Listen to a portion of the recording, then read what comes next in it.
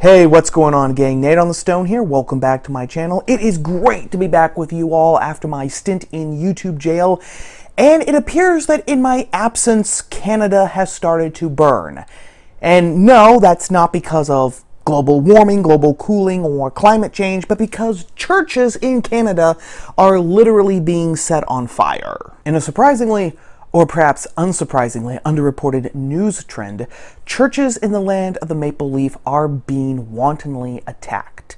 In the span of 2 weeks, 27 churches, most of them Catholic, were set on fire, many of them burned to the ground. And in that same 2-week period, a total of 45 churches were vandalized in some way, manner, shape, or form. The official explanation for these acts of arson and vandalism from the Canadian powers that be are that these are the acts of people who are simply mad at the Catholic Church and Christianity in general, and who are taking their anger out on the churches. The reason for this anger? The discovery of quote-unquote mass anonymous graves of Indian children who, mostly in the 19th century, were taken from their families and their tribes and placed into Christian boarding schools in an attempt to kill the Indians, save the man sort of routine. Truly, another example of white, bigoted Christian imperialism. That's how the narrative has been spun in any case, and that is why the terrorists attacking these churches have actually been colored to be the heroes in this scenario, and not just by anonymous Twitter buffoons or attention-mongering bloggers. On June 30th, for example, Harsha Walia, the head of the British Columbia Civil Rights Union, said in a tweet that all the churches in Canada should be burned to the ground. Naomi Sawyer, a lawyer, said in response to Walia's tweet that she would happily help in the destruction of churches and would also use her legal skills to get anybody arrested for these attacks off the hook. The Calgary police described the arson and the vandalism of the churches as simply vandalism, as if setting fire to a 100-year-old church and watching it burn to the ground was the same as spray painting graffiti across its doors. And Justin Trudeau, he who wears blackface but who can still be PM of Canada, could only muster the energy to say, after a week of churches burning and being attacked, that in his humble opinion, burning churches was, quote-unquote, a bad idea. Now let's get a preliminary out of the way first. Even if what had been discovered were anonymous mass graves that were conclusive evidence of some sort of mini genocide against Indian children, that still would not give these softcore terrorists permission to go around burning and attacking churches all across the Maple Leaf land. Actually allowing that would acknowledge that group guilt has replaced personal responsibility, which means that anyone who belongs to Group X can be punished for the sins of Group X, even if those sins happened 100, 200, 500 years ago, which means, among other things, that equality of the law is dead. But the thing is, gang, the graves are not at all what the media has portrayed them to be. No way! In The Federalist, Christopher Bedford explained it very well when he said, "Consider, for instance, the discovery of 182 unmarked graves near St. Eugene's Mission School outside Cranbrook. These unmarked graves aren't hidden, they're literally in a cemetery, and they're not a mass grave, but individualized. They haven't even found out if the graves contain children or adults. The cemetery was simply used by the entire community. The reason the graves are unmarked is that the wooden crosses used to mark them and the fence that kept them safe decayed. In other words, people have found that an old cemetery contained bodies. It's the same story at the Marivel Indian Residential School in Saskatchewan, where 751 graves were found. According to Chief Cadmus Delorum, these were all individual graves, they probably once had markers, and the cemetery almost certainly includes adults who lived in the area as well. But for those who would hate the church regardless, small-town cemeteries in impoverished rural areas are warped into mass graves. All of this was carefully detailed in the Truth and Reconciliation Commission report released 6 years ago." In other words, everyone knew about these graves. Bedford goes further. He explains that the Canadian government promised all of these Christian boarding schools, all of which at the time were attached to Catholic churches, that the government would help through financial aid and supplies.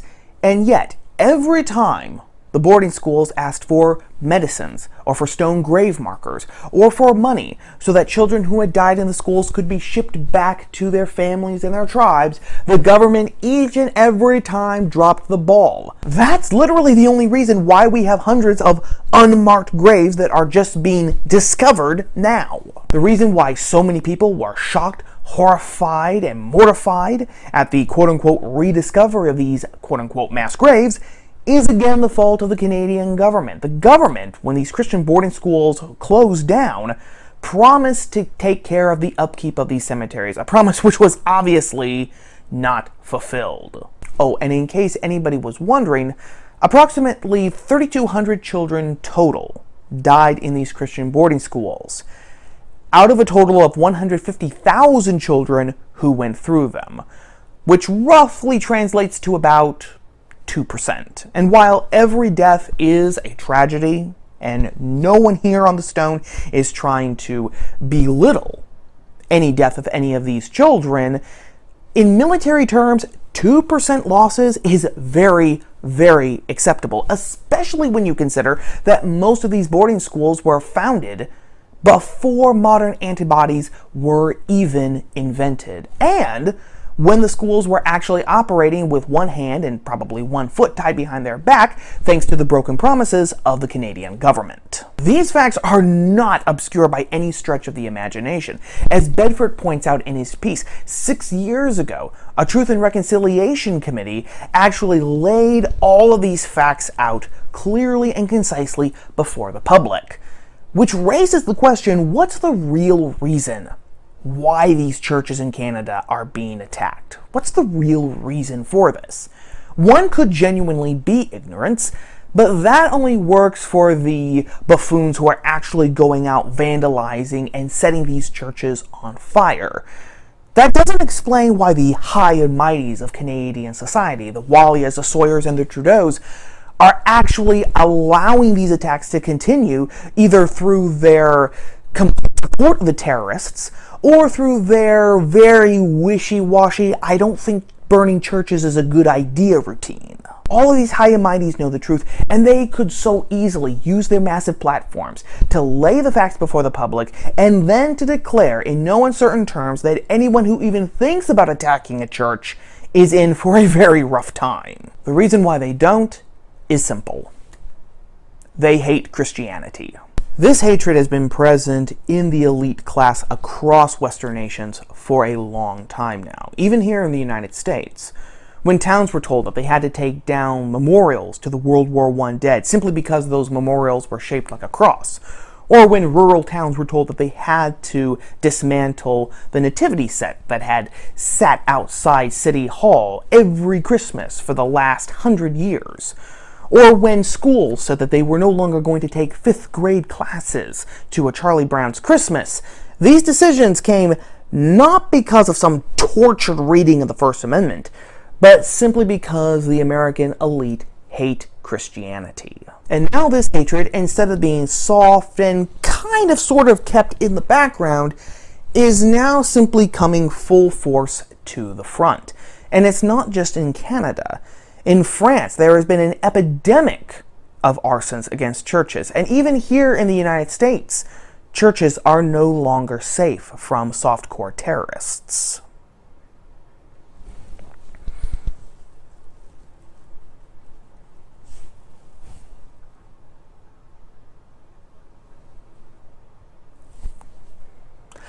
Last year, for example, several churches were attacked, coincidentally after Sean King, one of the co-founders of Black Lives Matter, declared that every statue and every stained glass window that portrayed Christ or his mother as white was an act of white supremacy. And just a few weeks ago, another woman was arrested in New York City for attacking another Catholic church, this time destroying 2 statues that had stood outside of the church since the 1930s. And the reason for this hatred, gang, is simple: competition and the desire to crush the last pitiful whimper from their consciences.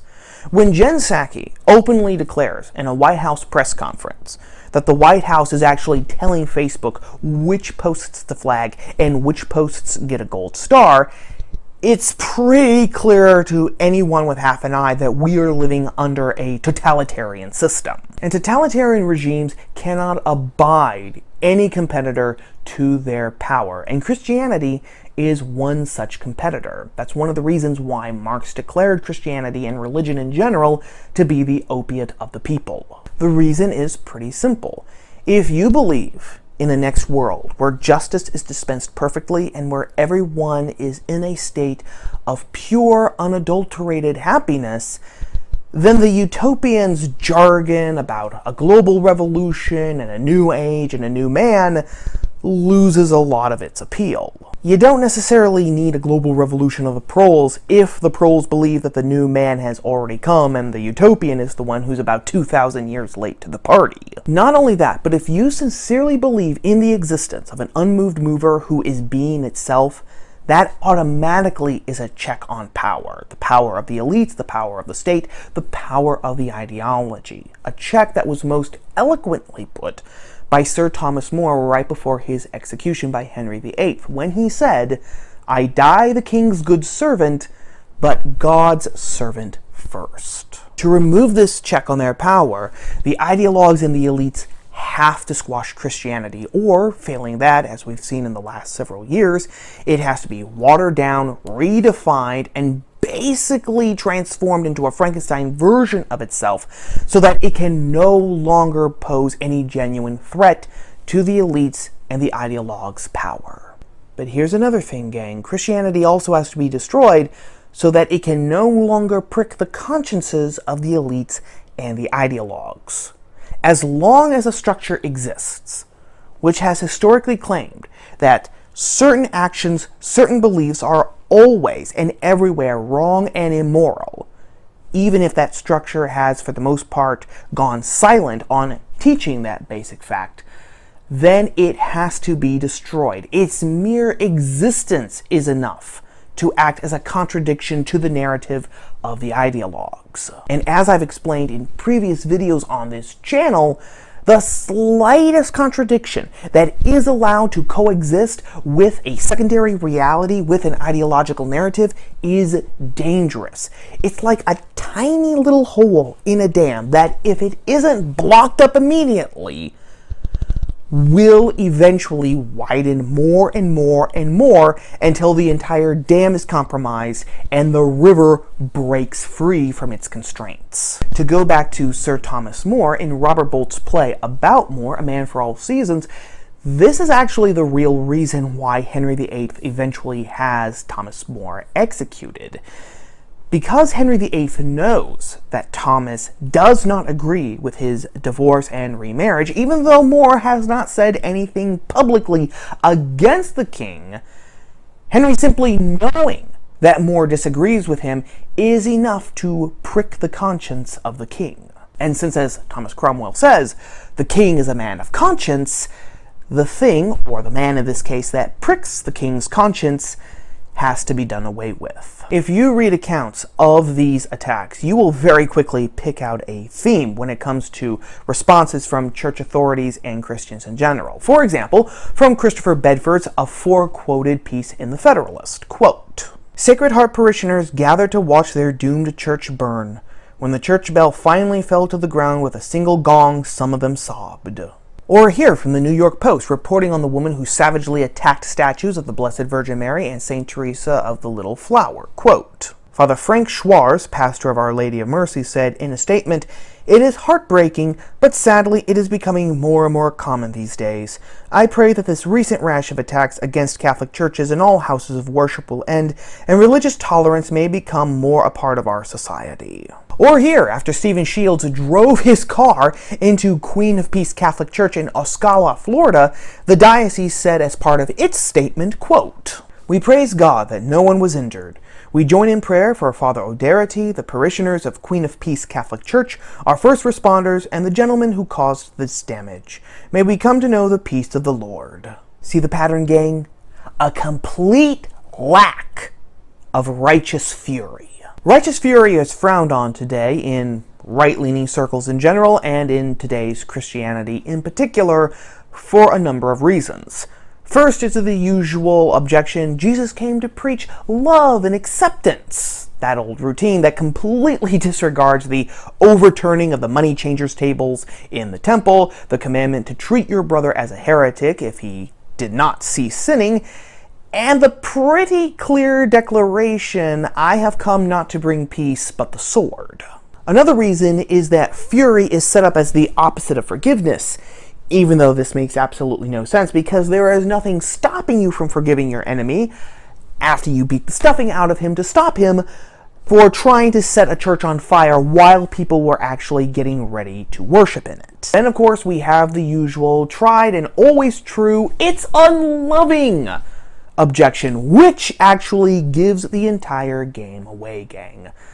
Because the sad truth is, you cannot love anything if you do not actively hate its antithesis, its perverted and twisted opposite.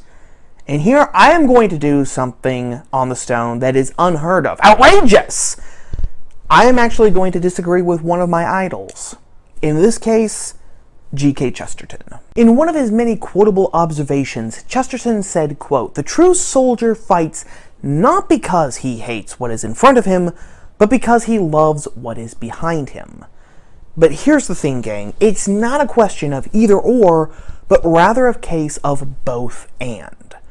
A person who loves what is behind him, a soldier in this case, will, of necessity, have to hate the thing that is in front of him. A man who loves his family, his farm, his home, his community, his country, will, by obligation and almost by biological necessity, have to hate the thing in front of him that is coming to take those things away, or at the very least, the thing that is threatening those genuinely good things that he loves. People who love objective beauty are, I would say, required to hate what is ugly. People who love the truth are required to hate lies. Now, it's important to say right here, gang, that this is not a nihilistic hatred. This is not a hatred of everything and everyone simply for hatred's sake, nor is it a hatred birthed from envy or jealousy. It is instead a righteous, i.e. a virtuous hatred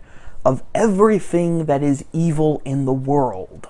The real reason why righteous fury has been chucked into the gutter, gang, is because fury compels you to actually do something in the face of objective evil. Fury can mean violence, yes, that's absolutely true. But what is interesting is that fury can also just mean energy, action. And it's a sad truth today that the supposed descendants of crusaders and revolutionaries abhor any action that requires more than simply starting a new podcast, buying a new book, or attending another conference where the same well-worn, tired, cliche talking points will be run out and trotted over and over again. And this in and of itself reveals something else, gang, namely weakness. People, in general again, do not want to take action because they are physically and or mentally weak. Maybe they don't want to sacrifice a Friday night, protecting churches in this case, when they know that their local church has been the target for hooligans and vandals and haters and bigots. Maybe they don't want to cause waves at work. Maybe they're afraid about what other members of their family will say. Heck, maybe they don't even genuinely believe what they profess. I don't know, and at this point, I don't particularly care. Because whatever the reason, gang, as long as Christianity and conservatism in general has this weakness, a weakness that is signified by being sad, and that's it. Sad. Simply sad, and only sad, for the desecration of churches, the vandalization of churches, the tearing down of statues, the active rewriting of our history. As long as this sad weakness is the norm, we will not change anything. We will simply be dragged behind the chariots of the left. Because we do not and cannot take action. And they are scared because they do not know what sort of Pandora's box will be opened if they take action. But the truth is, gang, that box has already been opened, and it will only be closed by an active, concentrated act of directed energy, will, power, commitment, all of the things that are the opposite of weakness. And having said all that, gang, I think it's time for a silver lining. So always look for the silver lining and try to find the sunny side of life. Speaking of the contrast between will and energy and weakness, and with new lockdowns staring us in the face, now that the Delta variant of COVID-19 is rampaging across the world, the silver lining for this week, I have decided, is the original version of The Prisoner, the television show from the second half of the 60s, starring the great late Patrick McGoohan. The show which involves McGoohan as supposedly a secret agent, someone in the upper echelons of the British government, never made quite clear, who, because he resigns his position in said mysterious organization within said echelon, is kidnapped and taken to what is only known as the Village, where he is given the moniker of Number 6 and told to conform to the way of life in the village, all the while the ruling powers of that place attempt to pry from his mind the reason why he resigned, which then puts Number 6, our Patrick McGoohan, in a multi-front war. Not only does he have to try to escape from the village, but he also has to try to resist the various and varied means that people in the village attempt to extract the information from his mind, but he also has to try to find out what exactly the village is and how it runs so that he can actually exploit its weaknesses. It is a wonderful show. As I said, made in the 60s, so is it as gritty and as realistic as some shows today, like, I don't know, Gotham? No, it's much better than Gotham, because it doesn't simply deal with escapes and counter-maneuvers and counteractions. It's not Mission Impossible, however good that show or even those movies with Tom Cruise are. It is a show that dives deep into actual philosophical ideas about power, freedom, conformity, society itself at large, personal conscience even, and it doesn't shy away from those questions. In fact, those questions form the very backbone of the show. I would highly recommend that you get it in the boxed set collections that you can find, either individually. There are 6 individual box sets, I believe. There were only 17 episodes made. That was on purpose. It was a mini-series. It wasn't made to actually go on in perpetuity forever and ever and ever. Or you can also get the entire show in one box set. And if you are kind of on the edge, maybe 1960s isn't exactly your cup of tea for television, the entire first episode is actually on YouTube for free, to which I will link down below. Watch it, and if you like it, find it and buy it. The Prisoner, a classic from the golden age of television, and which has a lot more to say to us today than we might originally think. Well, that about wraps up everything for now, gang. As always, if you liked the video, whether you agreed with me or not, then don't forget to show your support by hitting the like button, sharing it on social media with your friends, and leaving me a comment down below. And if you like videos about the culture, politics, and religion from a unique POV, then don't forget to subscribe and ring that bell like Quasimodo so that you will always know when I put out new videos like this that you're not going to want to miss. As always, thank you for watching, for giving me a bit of your day. Thank you to everyone who has subscribed to my channel, who has put up with me and the ups and downs of this channel. I appreciate you all more than you can possibly know.